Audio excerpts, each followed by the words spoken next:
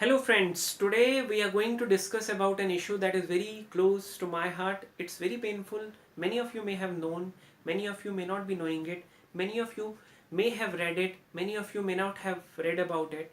Today I am going to discuss about the issue of a community which was patriot by heart and Indian by head, but still a nation that let it down. I am going to discuss about the issue of Kashmiri Pandits and the exodus, rather, the mother of all exodus is the word, and the ethnic cleansing of a complete community from the valley.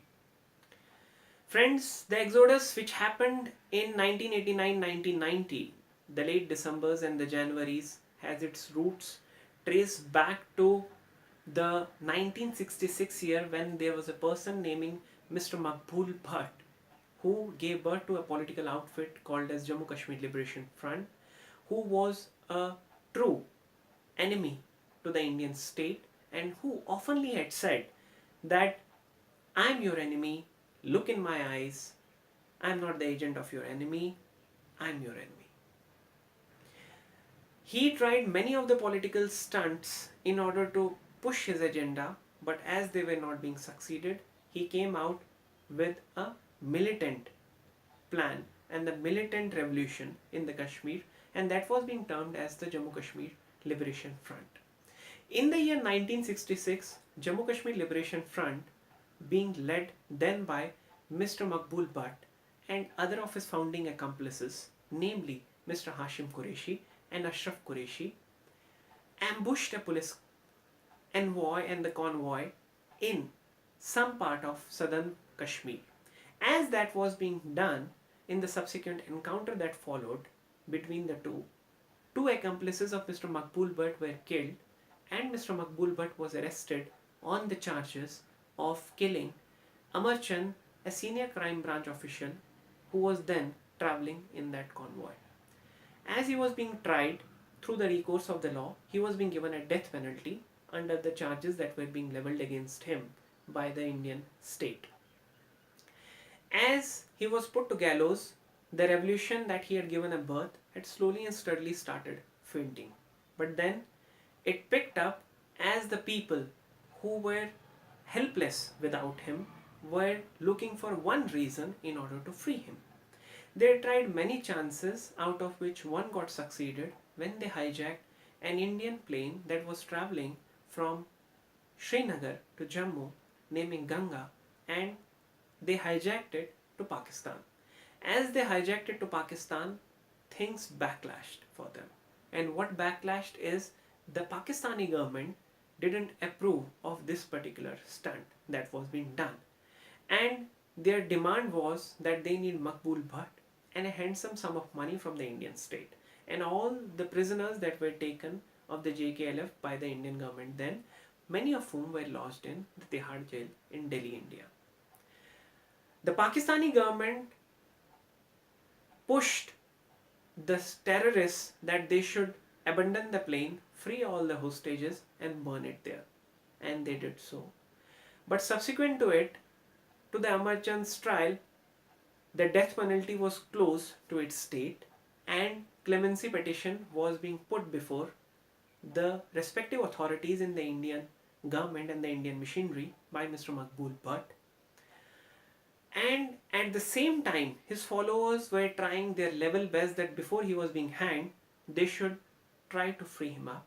And they tried one more attempt, and this time it was in Birmingham, UK, when they abducted an Indian Assistant High Commissioner to London, Mr. Ravindra Matre, who was being abducted then and subsequent to that was being found killed 2 days after in some part of highway somewhere in UK.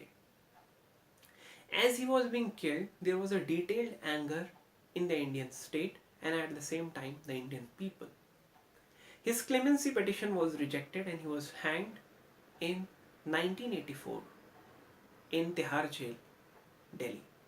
As he was being hanged, his body was not handed over to his family members and it was buried inside the complex in the Tihar jail, New Delhi, and his relatives were also not being allowed to meet him, as that was the tough stance that the Indian government took at that time to crush the dissent against the Indian state that was arising in Valley.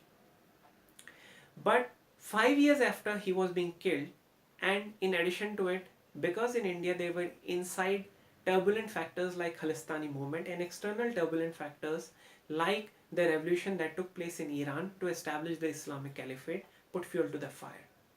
And intelligence inputs from the Intelligence Bureau New Delhi were to the central government and to the state police that something big is in making, but the central government and at the same time the state government chose not to act. And while Kashmir was set to the burning stage, Mr. Farooq Abdullah, who was then handling the governance of Kashmir, was being found playing golf somewhere in Valley. In 1989-1990, JKLF spread its hierarchical wings in such a way that area commanders also were being designated. There was a complete organized a revolutionary army that was being prepared in the name of terrorism by the JKLF and its other founding members and the sister organizations that subsequently merged into it, which were mainly the National Liberation Front. Now, insurgency in Kashmir started, and Mr. Governor, who was then being called on special notice by the central government, Mr. Jagmohan, was being deployed into the power in Kashmir. And the first thing that he did was dismissing the government of Jammu and Kashmir and taking over the complete law and order in his hands. Army was being called, and from there started a firefighting that was going to end for some time till now. In this insurgency, the first casualty on the Kashmiri Pandit side was Pandit Tikalal Taplu, who was a legal luminary and at the same time a senior advocate practicing in the High Court of Jammu and Kashmir. And subsequent to it was Mr. Ganju, Mr. Niranjanath Ganju, Neelkant Ganju, who is the same person who had given the death penalty to Mr. Maqbool Butt. He was being traced while he was shopping in Hari Singh Estate in Srinagar and was being killed in a short point blank range. Subsequent to it were Mr. Sarvanand Prem, Mrs. Sarla Bhatt, and there were many such killings which subsequently followed to these killings, and a message was being sent, and Hizbul Mujahideen's and Jaish-e-Mohammed posters were being spread across the valley where a complete display of terror. Showers were being placed against a community where it was being said that infidels have to be shunted out, jihad is here. And from the mosques, there used to be a great noise that used to come where they used to say that Kashmir with Kashmiri woman, without Kashmiri Pandit men. And many houses were being burnt. It is being said that close to 208 temples were being burnt, and this is the official figure being tabled somewhere in October 10, 2010 on an RTI inquiry by the Jammu and Kashmir state government that 208 temples were being destroyed, more than 100 odd partially damaged, and 399 Kashmiri Pandits were being killed from 1989 to 2018, in which 80% of the deaths were in the beginning first year. In addition to it, official record was saying that 66,336 families, which was close to 3.7 or 3.8 lakh Kashmiri Pandits, were being shunted out of valley. As they were being shunted out of valley, they are now close to just 500 or 600 odd families that live over there, and complete demography of the Kashmir was put to change, and that is the reason this is also called as the ethnic cleansing, rather the mother of all ethnic cleansing in all times to come. After getting pushed up and shunted from the valley, leaving all their work and the businesses that Kashmiri Pandits were doing in order to earn their livelihood, just on a will and the wish, all these 67,000 families like the migratory birds, flew over to Jammu in the Muthi camp area and found their refuge in the tents with the snakes, with the heat which they were not accustomed to, and at the same time with a culture which they found tough to get mingled in some time to come.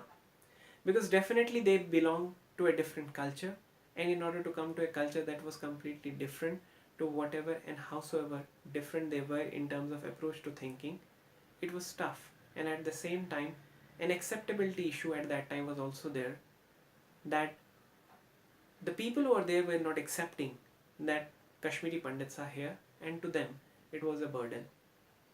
But then, subsequent to it, things peacefully overturned, and now, if you see, it's a composite culture over there.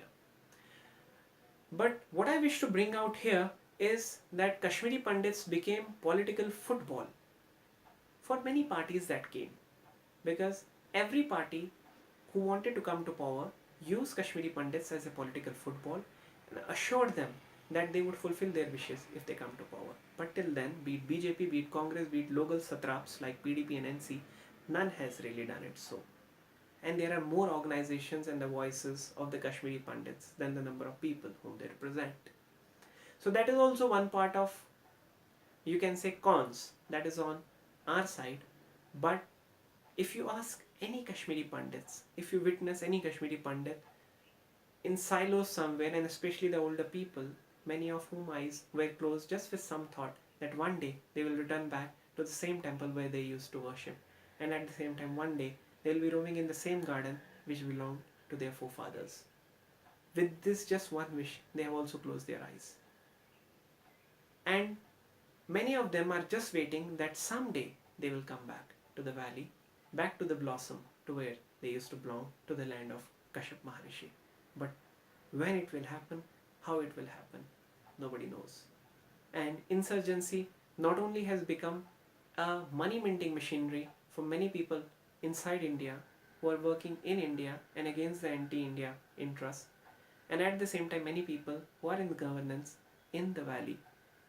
But if there is somebody on the receiving end to which nation owes an apology, that is Kashmiri Pandits, who being there were being called Mukhbir, an Indian agent, and who were true patriot and they're Indian to the heart, who didn't pick up guns and become terrorists as they were shunted out of their homeland leaving their businesses, but still tried to follow and fight their battle through the legal means and continue to do so in today's time.